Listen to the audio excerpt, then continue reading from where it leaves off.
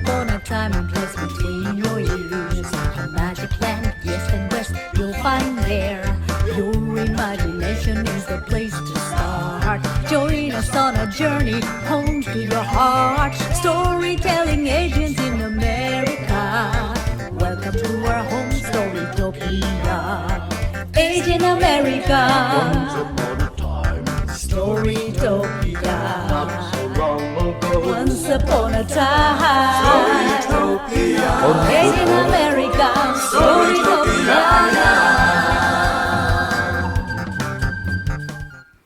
Hi there. My name's Robert Kikuchi-Yngojo, and welcome to Asian American Storytopia.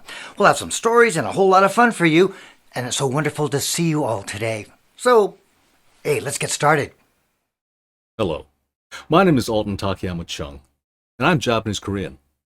My grandparents emigrated to Hawaii about 100 years ago. I was born in Hawaii, and now I split my time between Honolulu, Hawaii, and Portland, Oregon. The story I have for you today is called Frog and Tiger. It's an old Chinese folktale. Now, on to the stories. Long time ago in ancient China, there was Frog. Frog was sitting there in a tuft of grass, right next to the creek, going, "Ribbit, ribbit, ribbit. It's gonna be a good day. Ribbit, ribbit." From around the bend in that creek, there came Tiger. Tiger had just woken up. Tiger was hungry. Tiger came up around that bend and he saw Frog, and he saw breakfast. Meanwhile, Frog was just kind of sitting there going, "Ribbit, ribbit, reet." And Frog knew he was in big trouble. He couldn't escape Tiger. But then Frog got an idea. "Well, morning to you, Mr. Tiger. How's it going?" "It's going pretty good. I think I just met my breakfast." "Oh, you don't want to eat me, Mr. Tiger." "And, why not?" "'Cause I'm the king of the frogs." "King of the what?" "King of the frogs. I'm the best frog you ever did see." "Well, you're looking mighty tasty right now, I can tell you that much." No. You, let me prove it to you. Let's have a contest." Contest, eh? Oh. Okay. You're a frog. You're good at jumping, Let's go see who can jump the farthest, okay? And, if I can beat you, then you're breakfast. And if you can beat me, well, then you get to live. How's that? Deal?" "Well, deal it is." "Okay, great. I'm gonna go first." So Tiger dug his claws in and began twitching his tail, began preparing himself for this huge jump. Meanwhile, Frog hopped behind Tiger and bit into Tiger's tail. Hung! And Tiger leapt across the stream. He flew across the stream. Then he landed on the far side. And he turned around and said, "How's that, Mr. Frog? Where'd you go?" "Ah, not bad." Tiger whipped around, and there behind him was Frog, about 10 feet away. "Did pretty good for Tiger. Hey, but I beat you." How'd you do that?" "I told you. I'm the king of the frogs. No one can outjump me. Let's have another contest. Let's see who can spit the farthest." "Spit?" "Yeah, tui." Okay." The Tiger tried to get some spit going, but he had just woken up. He hadn't had anything to drink, and he went, "Hui! Choo!" Not much, not far. "Not bad, Mr. Tiger, not bad. Now it's my turn." Frog hopped up next to Tiger and went, "Hump, hump, hump." Hui! And out from Frog's mouth came all this fur. The fur that he had bit off of Tiger's tail. And Tiger took one look at that fur. That's tiger fur." "Yes, I'm sorry. Just the leftover from dinner, the part of dinner I couldn't digest from last night." "You ate a tiger for dinner last night?" "Yes. Something about your size, but you don't have to worry, Tiger. I'm full from last night, so you have nothing to fear from me. You ate a tiger? Yeah. Okay, well, I'll tell you what, you have a good day there, Mr. Frog. See ya! Tiger leapt away and was gone. In the meanwhile, Frog just kind of sat there on his tuft of the grass next to the creek going, ribbit, ribbit, ribbit. It's gonna be a good day. What we connect us right now is little tiny this screen. It's a weird time, isn't it? But luckily, there's one more thing that connects us right now. It's our imagination. So I want to play an experiment in this our imagination in this time. So if you're watching as a group, I want to pick one person to participate this magic test. And if you're watching alone, you're lucky. You're the one who's going to participate in this experiment. It's going to be fun, I promise. In a moment, I'm going to ask you to place your finger in one of those objects. And I'm going to ask you to move numbers.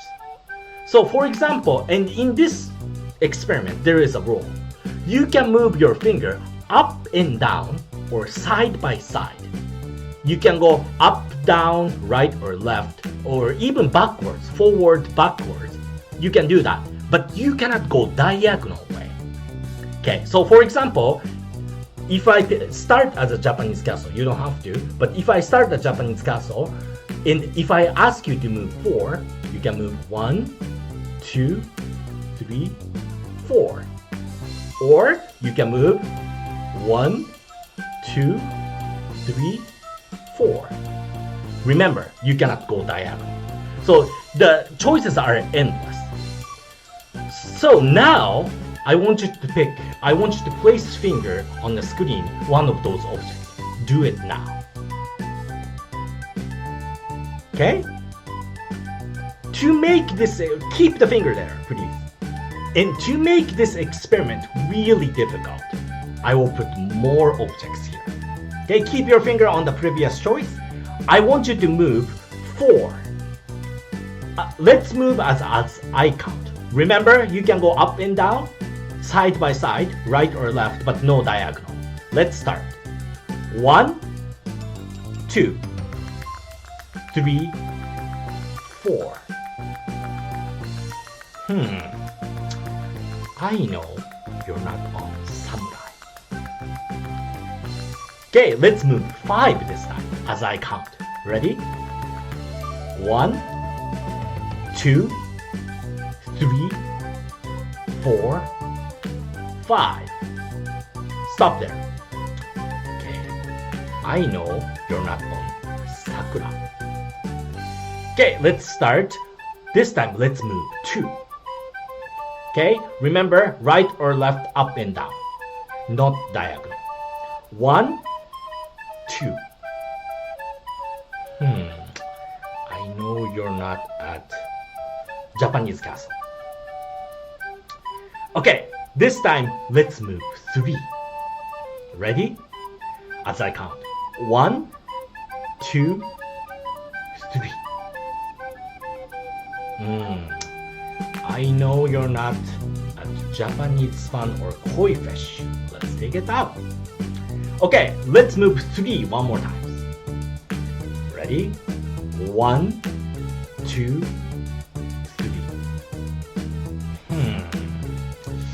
I think you're not on ninja. Let's take it out. Okay, last move. I want you to move only one when I say move. Ready? Move. And I know even though we're so far apart, I'm at the home and you're at your home, I can tell where your imagination ends at. You are now at origami. Well, hi there. My name is Anne Shimojima. I am Japanese American because over 100 years ago, my grandparents left Japan and came all the way to the United States to find a new life. So now I live in Illinois. Now this story is a folk tale from Japan. It goes like this. Now in Japan, there are a lot of animals. So of course, there are a lot of stories about animals, but some animals are said to be magic. There are stories about a fox that can turn into a woman. There are stories about a badger that can turn into a tea kettle. In fact, there are those who believe that badgers can turn themselves into anything they want. Once, long ago, there was a man whose nickname was Badger. When he was a little boy, his father had given him that nickname, and now he was all grown up, but people still kept calling him Badger. Badger lived in a small village by the side of a low mountain. At the top of the mountain, there was a deep and dark mountain forest. Nobody ever went up into that forest because wild animals lived there, bears and wolves and snakes. Everyone had a friend who had a relative who had a friend who had a relative who'd been eaten by that very snake. So nobody ever went up into that mountain forest.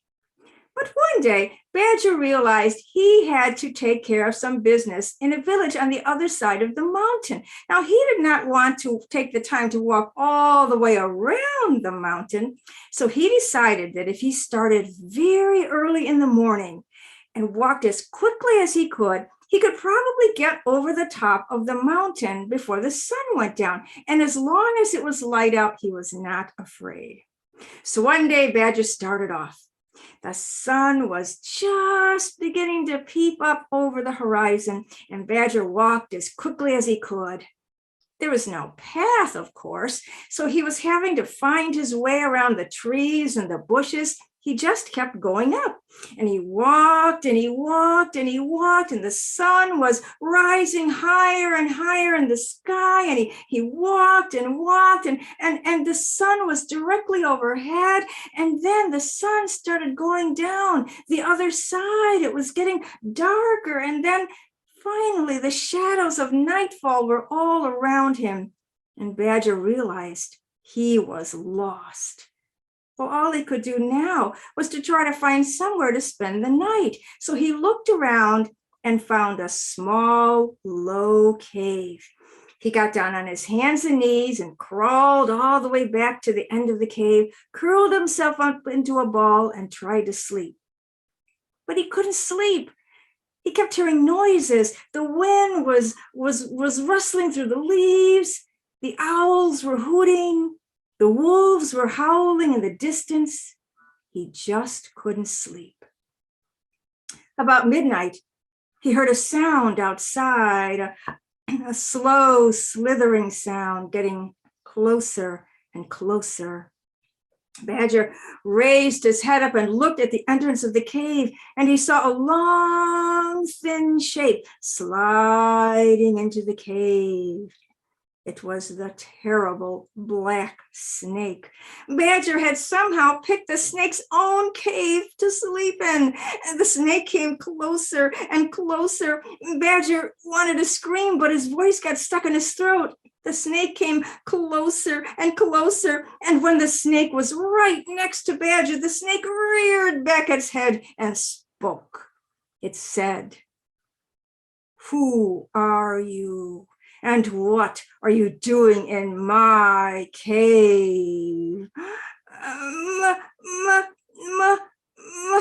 Badger was so frightened that finally he just spit out his name, Badger. "So," said the snake, "you are a badger. I thought you were human. You have done a good job of disguising yourself." And the snake curled himself into a nice round coil and began to talk. He talked and he talked. He didn't have many visitors in that cave, and he told Badger about all the humans he had eaten and how delicious they had all been.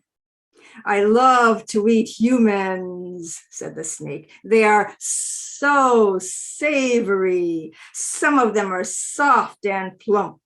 Some of them are thin and crunchy. They are very frightened of me, you know. And then the snake looked at Badger and said, tell me, what is it that you are most frightened of? Badger wanted to say, you, but he knew he couldn't. He thought to himself, what can I say to this snake that would convince him I am not human? Gold, he said. I am most afraid of gold. I have heard that gold is a very fearsome thing and that it can ruin one. The snake nodded. If you promise never to tell anyone, the snake said, I'll tell you what I am most frightened of. Badger said, oh, I would never tell. Well, said the snake, I am most afraid of hot, melted tar. You know that sticky black stuff? I have seen animals caught and killed with it. It is a gruesome death. I hope never to be around the stuff. And then the snake looked at Badger and said, remember, if you tell anyone what I have told you, I'll find you no matter where you are and have my revenge. Badger could only nod and wish that he were safe at home. Slowly the night passed, and the snake slithered off in the morning, slithered off to find food, and Badger crawled out of the cave, stood up, and he began to run. He ran and he ran. He managed to find his way back to his village. He told all the people he had spent the night in the cave of the terrible black snake, and he said, I have discovered how we can kill the snake and get rid of it forever. Ooh, Badger, said all the villagers, you're a brave man. So that night, Badger led the villagers back up the mountain. They carried a big tub of hot, melted tar. They managed to find the cave. They hid behind the boulders at the entrance to the cave. They didn't have long to wait. Soon the snake came sliding up and into the cave, and the villagers jumped up, and with a shout they poured in that hot melted tar. But that snake, it was so quick, it escaped and slid into a deep mountain pool. The villagers had to go home disappointed, but no one was more frightened than Badger, because he remembered the snake's last words. If you ever tell anyone what I have told you, I'll find you no matter where you are and have my revenge. Badger went home. He bolted his door. He pushed a big chest in front of it. He tried to sleep, but he was too frightened. About midnight, he heard a sound outside his window. He thought, oh, the snake has come for me already. Suddenly, the snake thrust its head in through the window. The snake said, you lied to me. You broke your promise. You tried to kill me. Well, now I shall have my revenge. And the snake threw in an enormous basket of gold coins. Now, said the snake, I have been avenged. And the snake slithered off into the night. And Badger stared at the floor of his house, all the gold coins covering the floor, and he started to laugh. He laughed and laughed until the tears ran down his face. Well, the snake soon discovered he'd been tricked. He was so embarrassed, he left that mountain, went far away, never ate another human as long as he lived. The mountain became safe for anyone who wanted to travel over it. And as for Badger, he lived a long and happy life with the gold he had received from the terrible black snake. Well, that's it for today's program, and we hope you had fun and learned something new. Hey, if you enjoyed this show, give us a thumbs up on our Asian American Storytopia channel. And don't forget to subscribe. Hey, it's free. Yeah, we look forward to sharing more stories on our Asian American Storytopia, and certainly tell your friends about us. So, until next time, sayonara, that's Japanese for goodbye. Or sige, see you later. Filipino, zaijian, Mandarin Chinese. And certainly, bye-bye.